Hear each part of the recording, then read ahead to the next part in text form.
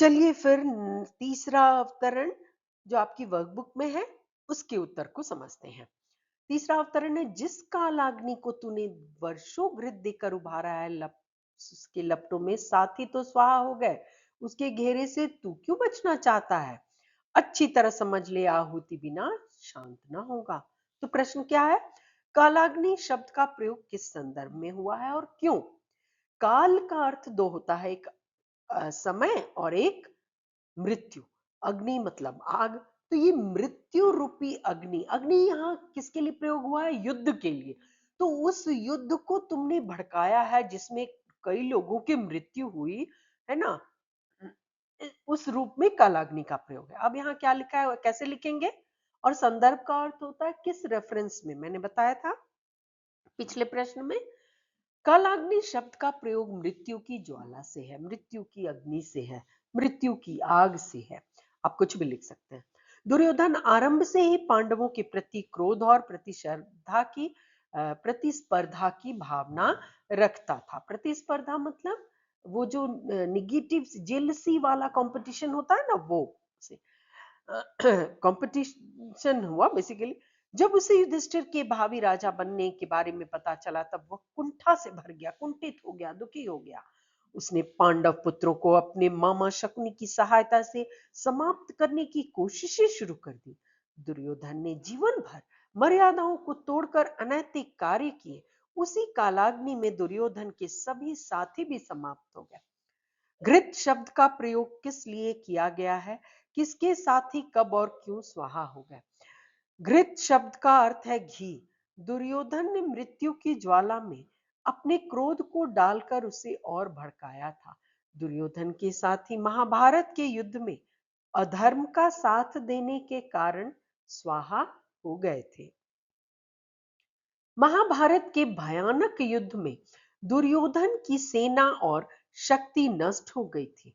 सभी कुछ नष्ट होते होते अंत में दुर्योधन के अतिरिक्त कोई भी महारथी नहीं बचा था, है ना? तो यही कारण था। घृत क्या हुआ? घी। आग में घी डालो तो और बढ़ जाता है ना?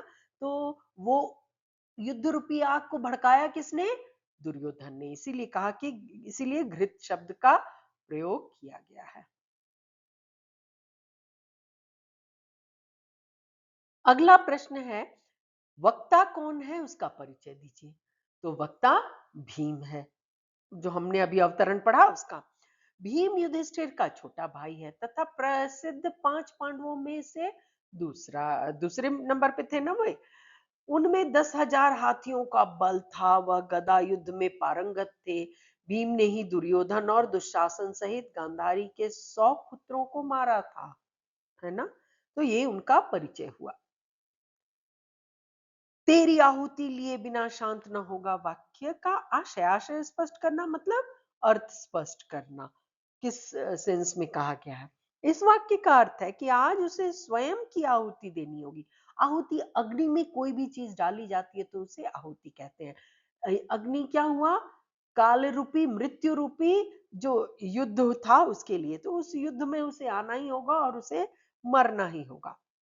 सबको मरवा दिया इसलिए कहा गया, क्योंकि जिस कालाग्नि को दुर्योधन ने वर्षों से उभारा है, उसको जिंदा रखा युद्ध करने के लिए, उसकी लपटों में सब कुछ जल गया है। तो वह उससे क्यों बचना चाहता है? सारे लोग को मरवा दिया और खुद बच रहा है। उसे समझ लेना चाहिए कि ये ज्वाला, ये आग उसकी आहुति लिए बिना शांत नहीं होगी, अर्थात उसके प्राण लिए बिना शांत नहीं होगी। समझ में आया पहला, ये तीसरा अवतरण? चलिए आगे पढ़ते हैं।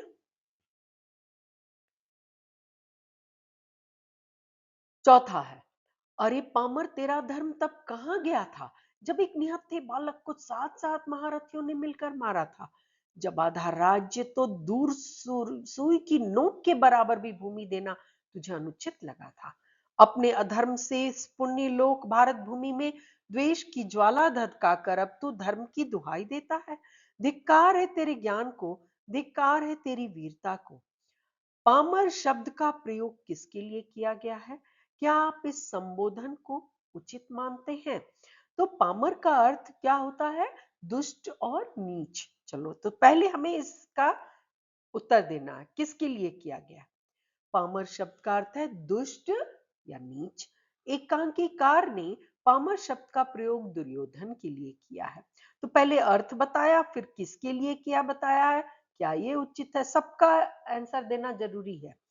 मेरे विचार में दुर्योधन के लिए प्रयुक्त यह शब्द उचित है, क्योंकि उसने अपने अधर्म से भारत भूमि में द्वेष की ज्वाला भड़काई थी। ऐसी वीरता और ऐसा ज्ञान धिक्कार के योग्य है।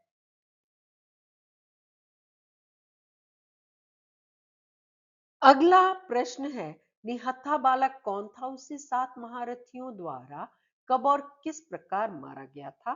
घटना का संकेत दीजिए। मतलब पूरी, तो ये जो अंतर कथाएं हैं आपको आनी चाहिए, प्रश्न ऐसे ही आएगा अंतर कथाओं का।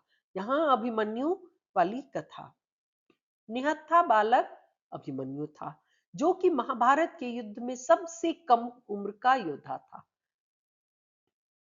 अभिमन्यु ने माता के गर्भ में ही रहकर चक्रव्यूह को भेदना तोड़ना सीखा था, लेकिन वह चक्रव्यूह को तोड़ना पूरा इसलिए अंतिम दरवाजा नहीं सीख पाया क्योंकि जब ये बता रहे थे अर्जुन, शिक्षा दी जा रही थी, तब उनकी मां सो गई थी। महाभारत के युद्ध में कौरवों ने चक्रव्यूह की रचना कर दी थी और पांडवों को चुनौती दी जा रही थी कि या तो चक्रव्यूह को तोड़ो या फिर हार मान लो। सभी चिंता में थे। तभी एक वीर योद्धा अर्जुन का पुत्र अभिमन्यु सामने आया। अभिमन्यु की सहायता के लिए भीम और सात्विकी को भेजा गया। पहले द्वार पर बाणों की वर्षा कर अभिमन्यु व्यूह में घुस गया। फिर भीम और ये जा नहीं सके, अब अकेला अभिमन्यु रह गया। अभिमन्यु एक एक कर हर द्वार तोड़ना तो वो जानता था, केवल अंतिम द्वार वो नहीं जानता था तोड़ना। तोड़ता हुआ आगे बढ़ रहा था। तब 7 महारथियों ने, जिसमें अश्वत्थामा, कृपाचार्य, कृतवर्मा, कर्ण, बृहद, और दुर्योधन थे। अगर आपको ये नाम याद नहीं है तो कोई बात नहीं, आप केवल 7 महारथियों ने लिख दीजिए, वो भी चलेगा। यहाँ ये याद करना जरूरी नहीं है। कर्ण ने अपने बाणों से उसका धनुष तोड़ डाला, है ना, और भोज ने उसका रथ तोड़ डाला। अब अभिमन्यु पूर्ण रूप से निहत्था था, ना ही हथियार, ना ही कोई रथ, कुछ नहीं। तभी अभिमन्यु के हाथ में एक गदा आ गई। उसने गदा से कई योद्धाओं को मार गिराया। तभी अचानक दुशासन के पुत्र ने पीछे से एक गदा अभिमन्यु के सिर पर मारी।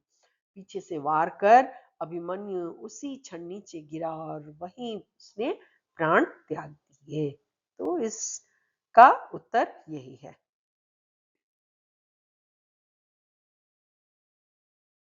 अगला है, वक्ता के अनुसार श्रोता को कौन सी बात अनुचित लगी थी और कब?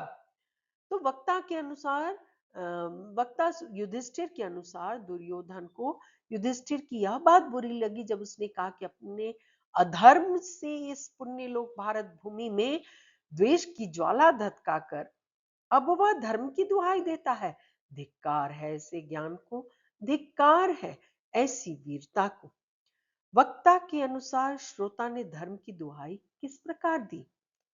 तो यहाँ है, दुर्योधन युधिष्ठिर से कहता है कि तुम तो धर्मराज हो, है ना, धर्मराज कहलाते हो, तुम्हारा दम्भ है कि तुम कभी अधर्म नहीं करते, फिर तुम्हारे रहते तुम्हारी आंखों के सामने ऐसा अधर्म हो, सोच लो, है ना। किस अधर्म की बात की थी कि मैं अकेला हूं और तुम पांचों मुझे मारना चाहते हो, है ना, उस बात पर उसने कहा था। तो बच्चों, आप लोगों को ये बात समझ में आ गई होगी, ये प्रश्न बॉक्स में सारे प्रश्न के वीडियो का लिंक डाल दूंगी, तो आप वहां से देख सकते हैं।